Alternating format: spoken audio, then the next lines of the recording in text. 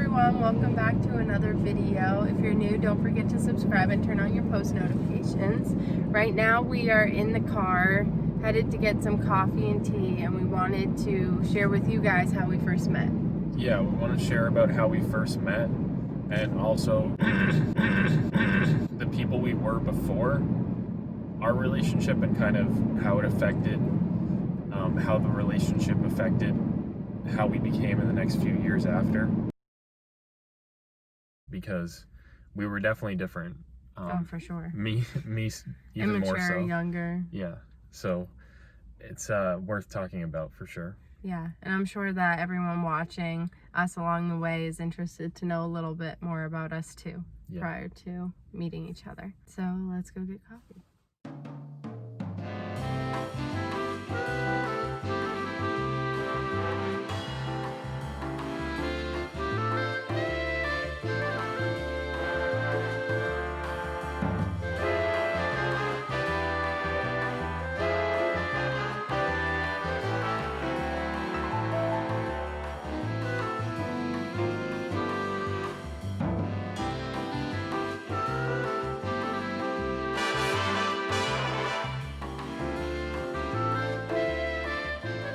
So we just pulled over to the beach. Sometimes we like to just sit here and have dinner or something from time to time.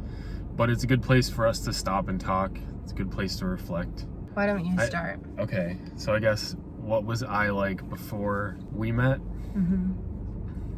I don't know, you answered that. Loud. What do you think? I would say he was loud, very childish. What you would expect of an 8th grade boy. Well, even before that. Yeah, well, even before that. So even before that, I mean, like, I was into cars, go-karts, things that move. I liked riding my mountain bike and all kinds of other things that boys like to do that at least have some freedom, because my parents allowed me a lot of freedom to just kind of go in the woods and make trails and just really mess around. And goofy, smelly, a bunch of things. And a lot of time to just mess around with my friends, and I was a big troublemaker, and I was always getting in-school suspensions.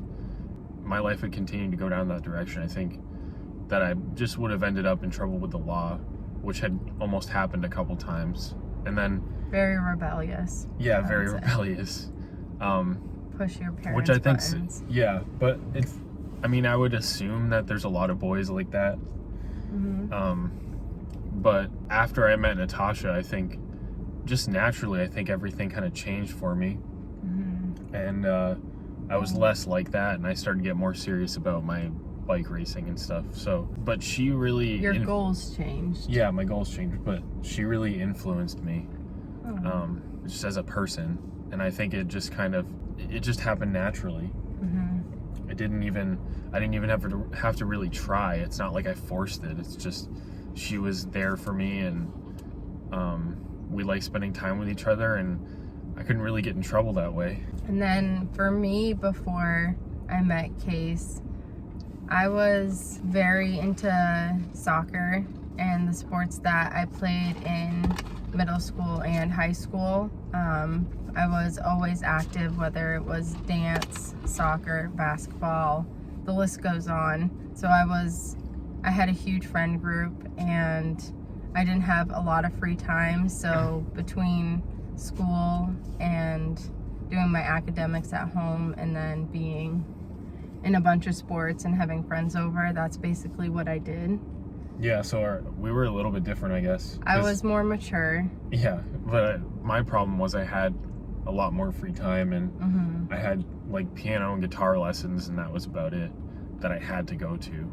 So you had a lot of unstructured time. Yeah, I had a lot of unstructured time. Mine was structured, and there was always something I was being brought to or from.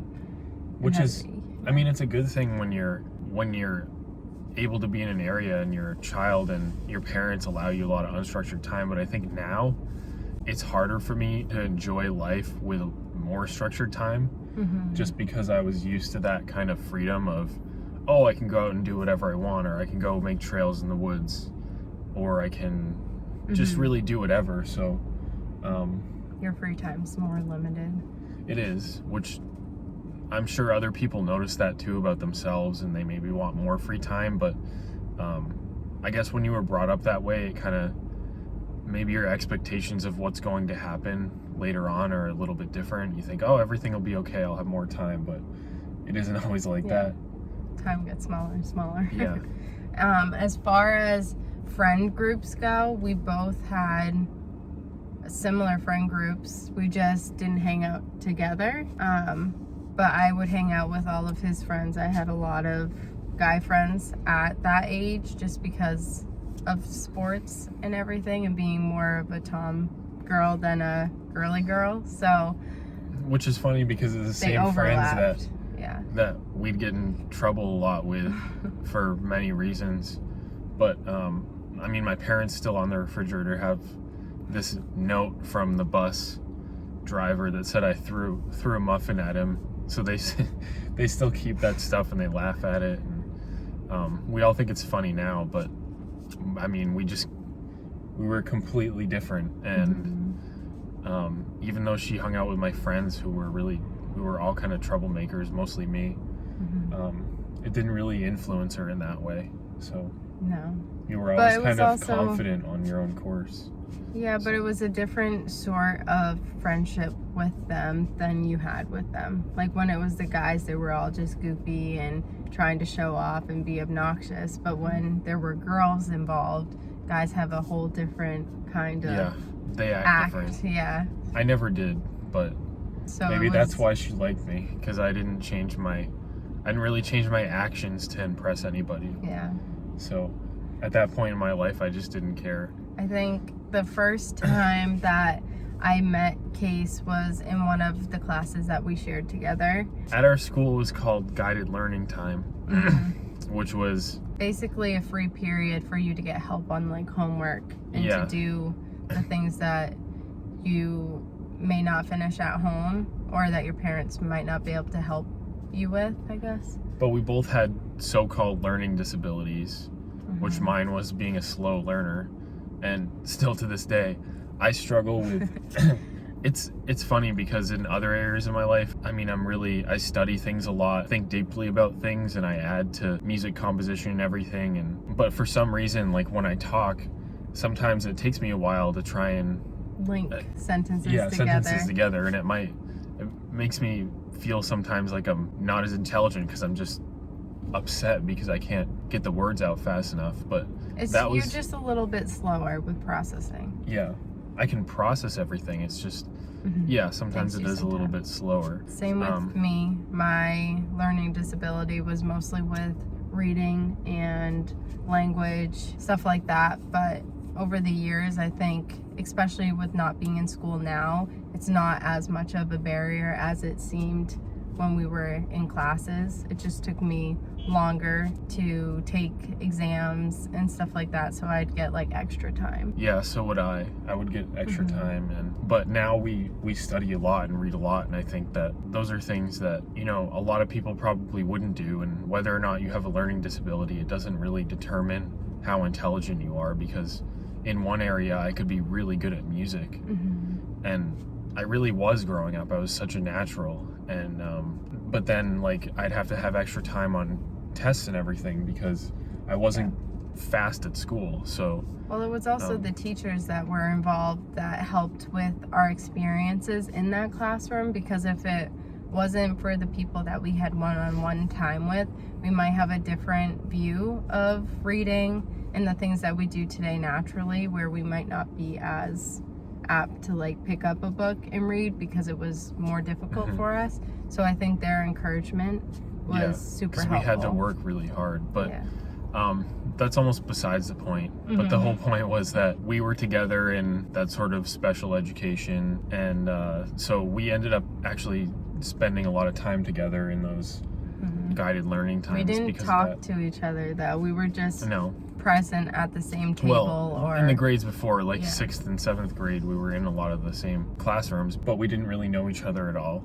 and No. didn't really talk to each other and never thought about being in a relationship really at all. No, it wasn't until we were both in 8th grade and we had a study hall together, and we were both in the same classroom, and one of our mutual friends that we love to this day was with us, and I was talking about how, you know, I kind of liked Case and things like that, and so he ended up relaying the message to him. He basically set us up.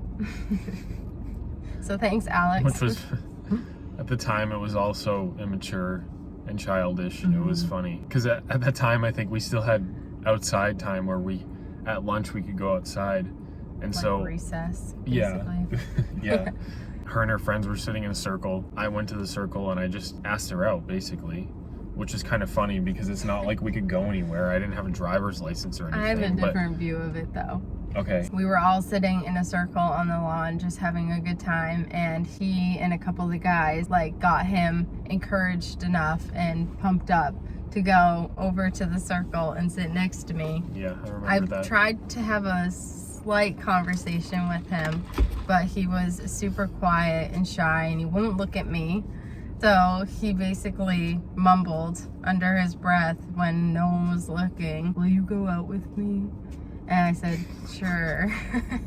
Yeah. But the only reason he did that was because everyone in the circle was like, "Come on, just ask her out. Why can't you do it? Like, come on." And then for probably like a month after that, what was it? It was almost May. So May 7th. however much longer we were in school for that amount of time, we'd hold hands. I wouldn't look her in the eyes at all.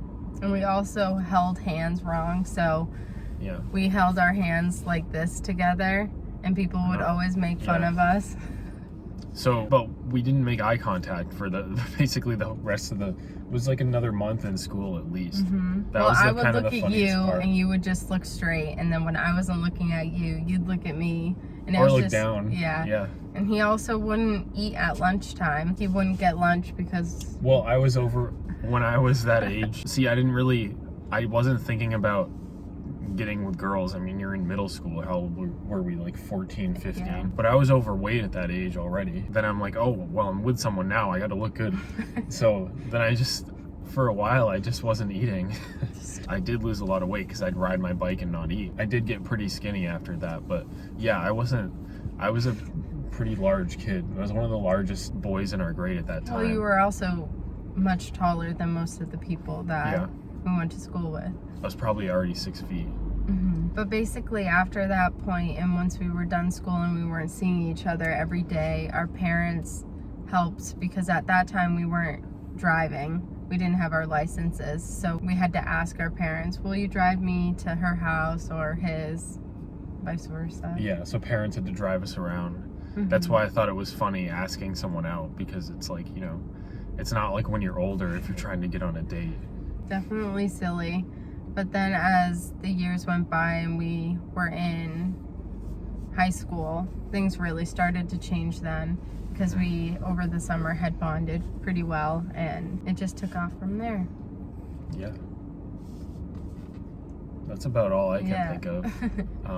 The long version of it. But yeah, I mean, I was a weird kid, so that's why I was always surprised why I was she had any impressed by interest it, So I guess she was impressed by just being myself, which was very weird at that time, but I was myself. But even to this day, you're completely yourself. All right, well, if you guys like this video, don't forget to give us a like, subscribe, and turn on your post notifications, and we will see you next Friday or next sooner with another video. All right, see you next Friday. Bye.